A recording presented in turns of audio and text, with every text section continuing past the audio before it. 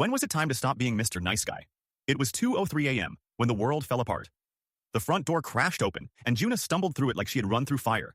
Her hair was tangled, her eyes wild, her hands shaking so violently she could barely hold the frame. For a split second, I didn't even recognize her.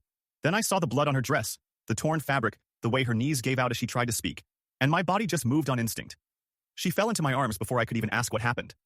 Her whole body trembled like she was freezing, though the night was warm. She kept whispering my name, over and over, as if it were the only thing keeping her tethered to this world. Her breath hitched between sobs, and then she started to retch, right there on the carpet, shaking uncontrollably. I didn't know what to do. I didn't know what to feel. My hands wanted to fix everything at once, to clean the mess, to calm her, to hold her together. But the more I tried, the more broken she looked. I helped her to the couch, got her a glass of water, and tried to steady my breathing. The room smelled like perfume, fear, and sweat. When she finally spoke, it came out in fragments, the kind of words that don't fit together, words that shouldn't exist in the same sentence. A club, a hallway, a man's hand, laughter, a bouncer's shrug. I listened. I didn't interrupt. I couldn't. She was the strongest person I knew, a prosecutor who spent her days staring down monsters in court, her voice steady even when the evidence screamed otherwise. But now she looked small, fragile. Her eyes darted to the window every few seconds like she was afraid someone had followed her home. As she spoke, I felt something inside me tear. Not a violent kind of tear. More like the slow splitting of fabric that's been stretched too far for too long. I had spent my whole life trying to be calm, rational, understanding. The good guy.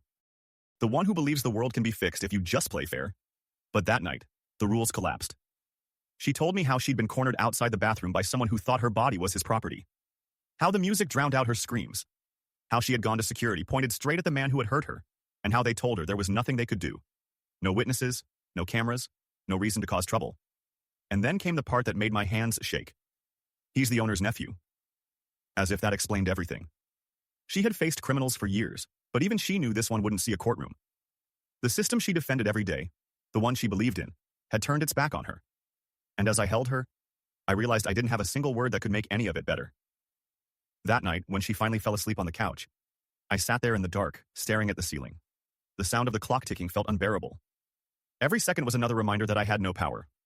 I wanted to believe justice would find its way, that truth mattered, but deep down, I knew better. My father used to tell me there are two kinds of men in the world, the ones who wait for someone else to fix things, and the ones who fix them themselves. I had always wanted to be the first kind, peaceful, reasonable, but as I sat there, watching the woman I loved twitch and whimper in her sleep, something inside me shifted. Maybe it was the way her fingers curled into fists even while dreaming. Maybe it was the bruises beginning to show on her arms. Or maybe it was just the silence. That horrible, heavy silence that fills the room after something sacred has been broken. I thought of my father then. He wasn't a kind man, but he was a real one. 30 years in construction, surrounded by people who lived by their own codes. He knew how the city worked, not the version you read in laws or ethics textbooks, but the one that breathed beneath it. And I realized that maybe it was time I learned that language too. The next morning, sunlight crawled across the room like it was afraid to touch anything. Juna was still asleep on the couch, her face pale against the pillow, her breathing uneven. I sat beside her, watching the rise and fall of her chest, listening to the quiet hum of a city that didn't care. There was a time when mornings meant peace. Coffee, quiet, shared smiles. But that world had ended at 2:03 a.m. last night. Now even the light felt wrong. Too sharp, too clean for what it revealed. I made her breakfast she didn't eat. I tried to talk, but words felt small. So I left a note instead. It just said, "Rest, I'll be back soon." The drive to my parents' house took 30 minutes, but it felt longer, like I was driving backward through time. The further I went, the more I felt like that kid again, the one who swore he'd never be like his father, the one who believed that kindness was strength. When I pulled into the old driveway, the garage door was half open. I could see him inside, sitting on an overturned bucket, drinking coffee from the same chipped mug he'd used for decades. The smell of oil and rust filled the air. He looked up when he saw me, surprised but not smiling. My father never smiled unless something burned. "Morning," I said quietly. He nodded, not asking why I was there. That was the thing about him. He always knew when something was wrong. He didn't ask questions. He waited until you broke enough to start talking. For a long moment, I said nothing. I just stood there, watching the way the light fell on his calloused hands, the faint tremor that hadn't been there before. And then, finally, I told him everything. Not in detail. I couldn't say those words out loud, not even to him. I just said, "She was hurt. The man who did it will walk away. He's protected." He didn't react, not right away. He took another sip of coffee, eyes fixed on the ground. Then he sighed, that slow, deep sigh that came from a place of old anger. You came here because you already know what the law's gonna do, he said. His voice was quiet but heavy. Nothing. I didn't answer. I didn't need to. He stood up, stretched his back and looked at me. You want to be a good man. I raised you that way. But sometimes, son, being good just means you let the bad ones win. Those words hit harder than I wanted to admit. He walked to his workbench and picked up a rusted wrench, turning it over in his hand like it was a relic. The world doesn't fix itself, he said. You fix it, or it stays broken. I left before he could say more. His words followed me home like ghosts. When I returned, Juna was awake, sitting on the floor by the couch. The sunlight caught her hair in a way that made her look both fragile and fierce at the same time. She had her case files open in front of her, not from work, but old ones, cases she'd won, people she'd saved. I thought if I read about justice long enough, she said softly, it would start to feel real again. I didn't know how to respond. So I sat beside her and watched her hands trace the pages, steady, professional, like she was building a wall between her and what happened. But every now and then, her eyes would glaze over, and I'd see the cracks forming again. That night, I lay awake while she slept. The city hummed outside. My phone lit up with messages from friends asking where we were, if she was okay, if we were going to the police. I didn't answer. It wasn't fear that stopped me. It was knowing. Knowing that it would go nowhere, that the security footage would be missing, that the staff would forget, that the owner's nephew would smile in a courtroom and walk away just like he always did. I used to think that letting go was strength. That forgiveness made you better. But as I stared at the ceiling, I began to wonder if maybe I'd misunderstood everything. Maybe forgiveness was just another way the world teaches you to stay quiet. Days passed in a blur. Juna didn't talk much, but she worked, from home mostly, taking on small cases. The kind that didn't remind her of herself. Every time she spoke on the phone, her voice was strong, precise, confident. But the moment the call ended, she'd go silent again. I started to notice small things. The way she flinched when a man's voice rose in a movie. How she avoided mirrors. How she kept the lights dim even during the day. One afternoon, I caught her staring out the window for a long time, her lips moving soundlessly. I didn't ask what she was thinking. I already knew, because I was thinking it too. Every time I closed my eyes, I saw that club. The laughter, the indifference, the way the world turned away from her. And the more I thought about it, the clearer it became. I couldn't just sit here. Something in me, something quiet and old, began to wake up. The first step wasn't anger, it was calm. The kind of calm that comes right before a storm, when you know exactly what needs to be done but haven't yet admitted it out loud. I started reading everything I could about the club, the owner, the nephew, business licenses, legal filings, names of managers. It was amazing how much you could find if you looked the right way. I wasn't planning anything, not yet. At least, that's what I told myself. But the truth was I was already changing. The man who once believed in fairness had started to disappear. In his place was someone quieter, colder, someone who didn't believe in asking anymore. It's strange. The moment you decide that rules no longer apply, the world suddenly looks different. Sharper, more honest. That night, Juna came into the room and sat beside me. She didn't ask what I was doing. She didn't need to. We sat there in silence, her hand finding mine. For a long time, that was enough. Then she whispered, barely audible, I wish you could see me the way you used to. I wanted to tell her I still did, that nothing about her had changed. But deep down, I knew that wasn't true. She wasn't the same. Neither was I. We had both crossed something invisible, a line you can't uncross once you've seen what's on the other side. The next morning, I woke before the sun. For a few seconds, I didn't remember where I was. The world looked normal again. The same walls, the same faint hum of the refrigerator, the same streak of dawn through the curtains. But then I saw her jacket on the chair, torn along the seam, and it all came flooding back. Juna was still asleep, curled up under a blanket. She looked peaceful, almost childlike, but her face carried that new kind of tension, the kind that doesn't leave, even in dreams. I went outside and sat on the porch. The air was cold, sharp against my skin.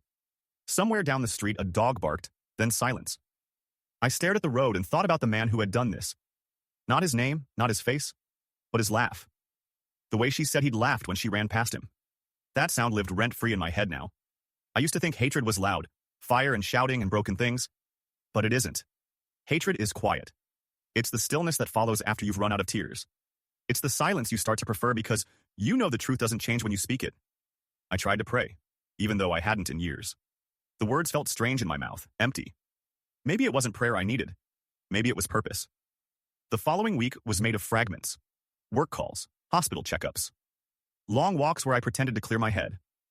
People messaged to ask how we were doing. I stopped replying. There's only so many times you can say, we're okay, before the lie starts to taste like metal. Juna's parents came over once. They brought soup, hugs, gentle voices. She smiled for them, a mechanical smile, one she wore like armor. When they left, she didn't speak for hours. At night, I'd wake to the sound of her breathing fast, her fingers clenching the blanket.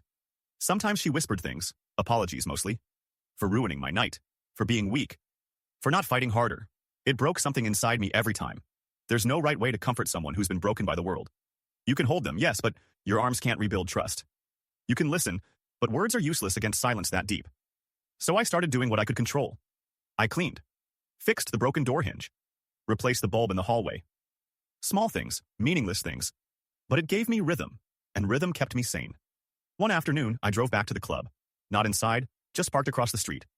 The place looked normal. People laughed outside, girls in bright dresses, bouncers checking IDs like nothing had ever happened. The same door, the same hallway. I sat there with the engine off, watching life go on as if it hadn't destroyed someone's soul just a week ago. A car pulled up to the VIP entrance. He stepped out.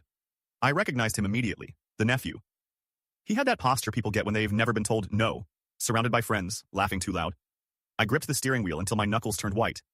It would be so easy, I thought. So easy to stop being the person who always forgives. But then Juna's voice echoed in my head. Her saying she just wanted to forget, to heal. That was the problem. Healing required the world to let you. And this world didn't. When I got home, she was sitting on the floor again, the TV flickering with muted colors. She looked up when I came in, her eyes searching mine for something. Maybe reassurance, maybe distance. You went somewhere, she said. Not a question. I just needed air. She nodded slowly. I can't breathe sometimes, she said quietly. Even here. That was the first time I realized she wasn't afraid of him anymore. She was afraid of everything, the world itself. And I hated that more than anything, that someone could take the air from her like that. The next few days passed in a strange kind of peace. She went back to work. Not to court, not yet, but to paperwork, meetings, small cases. She told me it helped her feel normal. I pretended to believe her. Every night she came home and sat by the window, watching the city lights. I'd ask if she wanted to talk and she'd shake her head. Once she said, "You know what scares me most? Not that it happened, but that it will happen again. To someone else, and nothing will stop it." I didn't have an answer, because she was right. A few evenings later, I found myself in the garage again, the same smell of oil and dust. I stood there, remembering my father's words. You fix it, or it stays broken. I didn't know if he meant the world or myself, maybe both. I looked at my hands, clean, ordinary. Hands that had built nothing and saved no one. And for the first time, I wondered if being nice was just another way of being afraid. Outside, rain started to fall. Heavy, relentless. It beat against the roof like a heartbeat. I sat there in the dark for a long time, listening to it. And slowly, quietly, I began to understand. There comes a point when the cost of doing nothing becomes heavier than the cost of becoming someone else. That night, I went back inside. Juna was asleep on the couch again, her face soft in the dim light. I watched her for a long time. Not with pity, but with something else, something steady. The clock ticked past midnight. The storm outside had grown stronger, and thunder rolled through the sky like a warning. I stood there, and for the first time since that night, I wasn't afraid. It wasn't anger anymore. It wasn't even grief. It was clarity. Because I finally knew when it was time to stop being Mr. Nice Guy, and that moment had come. I used to think transformation happened all at once, like a spark in the dark, a single decision that rewrites who you are. But it doesn't. It happens slowly, quietly, in the small hours between one heartbeat and the next, until one day you wake up and realize you're not the same person who fell asleep. That's what it felt like the morning after the storm. Juna was already awake, standing by the kitchen window with a cup of tea in her hands. Her hair was still damp from the rain that had somehow leaked through the window frame. The light made her look almost transparent. Couldn't sleep? I asked. She shook her head, eyes distant. I had another dream, she whispered. But this time I wasn't afraid. There was something new in her voice. Not peace, but determination, like she'd been reforged, molecule by molecule, by the same pain that had nearly destroyed her. For a moment I wanted to believe that was enough. That healing had arrived, quiet and merciful. But when she turned away, I saw the faint shadow still lingering in her eyes. The kind that doesn't vanish. It just learns to hide better. In the days that followed, she began to rebuild. She started jogging again, working late, smiling at small things, the smell of coffee, the sound of rain. To anyone else, she looked fine. But I could see the fractures beneath the surface. The way her hand lingered on her phone when a number she didn't recognize appeared. The way her laughter always ended too soon. Meanwhile, I changed too. I didn't notice at first, but kindness began to feel heavier. I no longer smiled at strangers. I no longer believed in coincidence. The world had split into two kinds of people, those who harm and those who let it happen. And I wasn't sure which one I wanted to be anymore. One evening, she came home late. The sky was bruised with the color of dusk, and the city lights had just started to bloom.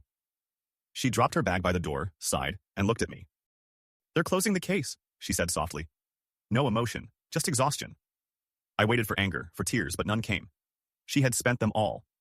The detective said there wasn't enough evidence, she continued. No cameras, no witnesses. The club says they checked the hallway. Nothing there. Her voice cracked on the word nothing. I walked toward her, wanting to hold her, but she took a step back. It's okay, she said quickly, forcing a smile. I knew this would happen. I just wanted to hear it from them. She tried to laugh, but it sounded like breaking glass. Then she whispered, You know what's funny? I always told victims that justice was slow, not blind, that they just needed faith. And now, I sound exactly like them. She went upstairs before I could speak. I stood there for a long time, listening to the sound of her footsteps fading into silence. That night, I sat outside again. The street was quiet. The same streetlights flickered, like they were tired too. And I realized I had a choice. I could keep pretending the world worked the way I wanted it to, with rules, fairness, balance, or I could accept it for what it really was. A place where monsters smiled in daylight. I thought about my father's words again, about the difference between good men and men who act. But there was something he never told me, that once you cross that line, there's no going back. The hardest part isn't deciding to act. It's living with the silence that follows after you do. Weeks passed. The case was officially closed. The world moved on. Juna started working full-time again. People congratulated her for being strong, for surviving. But no one asked how she felt when the lights went out. She didn't talk about that night anymore. Neither did I.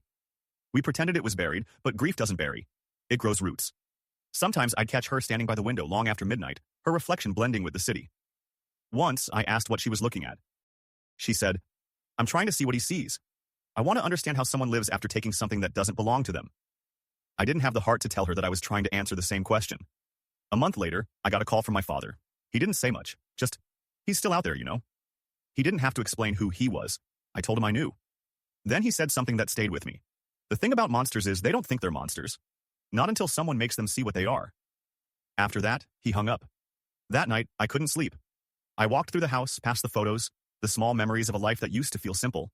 I stopped in the living room. Juna was asleep on the couch again, her arm draped over her face. The TV was still on, playing some late-night documentary about justice systems around the world. The narrator's voice was calm, clinical. When the law fails, society asks itself, who decides what justice really means? The words echoed in my head long after the screen went black. The next morning, Juna woke early and began packing her briefcase for work. She looked different, centered somehow. I have a new case, she said, fastening her jacket. Assault charges. Different man, different victim, but the same story. She met my eyes. I can't change what happened to me, but I can make sure he faces what he deserves. I nodded. I wanted to tell her how proud I was. But something in my throat stopped me. When she left, I stood there alone. The sunlight through the blinds painted bars across the wall. For a moment, I thought of prison cells. Of the kind that exist inside people, not buildings. That afternoon, I went to the garage again. The wrench was still there, exactly where my father had left it. Covered in dust, heavy, waiting. I picked it up, not to use it, but to remember. I realized then that my father had never been teaching me about revenge. He'd been teaching me about responsibility, about what happens when you pretend the world will fix itself. You become complicit. And maybe that's what I'd been all along, a quiet accomplice to the things I swore I hated. I didn't see the man again, not at the club, not in the city. Maybe he'd left. Maybe someone else had finally said something. Maybe the world had done what I couldn't. Or maybe not. But that wasn't the point anymore. The point was that I'd stopped waiting. I started volunteering at a shelter that helped women navigate legal systems. Not because I wanted redemption, but because I couldn't live in silence anymore. Sometimes Juna came with me. Sometimes she didn't. We didn't talk about that night. We didn't need to. It had rewritten both of us in ways words couldn't reach. Months later, she stood in court again, confident, unshaken, the way she used to be. I sat in the back, watching her work, watching her voice fill the room like light after a long storm. For the first time, I saw something new in her eyes. Not pain, not rage, but a kind of acceptance. She had found a way to turn her story into strength. And I had finally learned the difference between being nice and being good. When the trial ended that day, we walked outside together. The city was alive again, but quieter somehow. We didn't speak. There was nothing left to say. As we reached the corner, she stopped and looked at me. For a second, the wind caught her hair, and the sunlight touched her face in a way I hadn't seen in months. She smiled. Small, real, fragile, but alive. And in that moment, I knew that justice doesn't always come from courts or verdicts. Sometimes, it comes from the courage to keep walking. That night, back home, I sat alone on the porch. The stars were faint, scattered across the dark sky like distant promises. I thought about everything, the silence, the anger, the choices we make when the world stops being fair. And somewhere deep inside, I felt something settle. Not peace, exactly, but understanding. I realized that stopping being Mr. Nice Guy wasn't about becoming cruel. It was about finally refusing to look away. The story doesn't end here. It never does. Because somewhere out there, another door will slam open at 2:03 a.m., and someone else will have to decide what kind of person they'll become. If this story reached you, if it made you feel the weight of silence and the strength it takes to break it, subscribe to TaleHub. Thank you for listening, and for not looking away.